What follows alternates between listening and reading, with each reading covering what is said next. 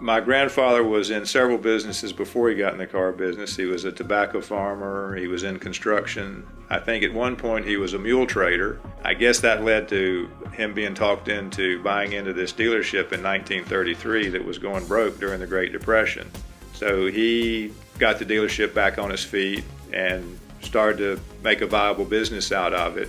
And not long after that, he had some health issues and he asked my dad to come help him at the dealership. My dad did every job there was in the dealership. I got a picture of him with a broom in his hand. I mean, I'm sure did everything as my grandfather probably did at the very first. And then World War II came and there was a shortage of everything. There were no new cars to sell, there were no parts. At one point we were down to 12 employees, including my dad.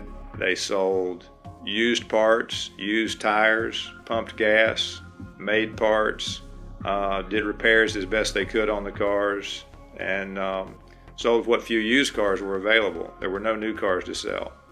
You know, there's been lots of ups and downs over the years, but one constant has been just trying to treat customers with respect, treat our employees the same way, create a great environment for customers to come in and feel comfortable.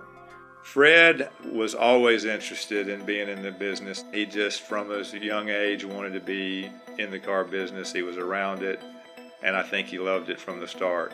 I wasn't so sure what I wanted to do, and I had the opportunity to work at another dealership for a year in Chicago, and that was a great experience for me, and I decided then that that is what I wanted to do.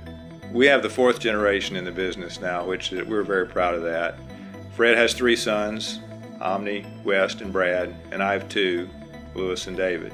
All five members of the fourth generation have different talents, and they play different roles in the dealership, but one thing they all do is help keep us current.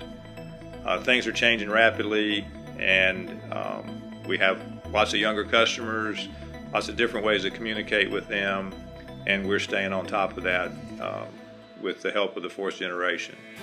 Well, we're all proud that it's been a family business since 1933 and that we're still involved, that now the next generation is involved and likes the business. So it's a source of pride on one hand, but it's also given us a constant. There's a thread from 1933 to today and hopefully into the future of treating customers with respect, doing the right thing every day, trying to give them value for their dollar. It's not that complicated. It's what we do, what we've always done.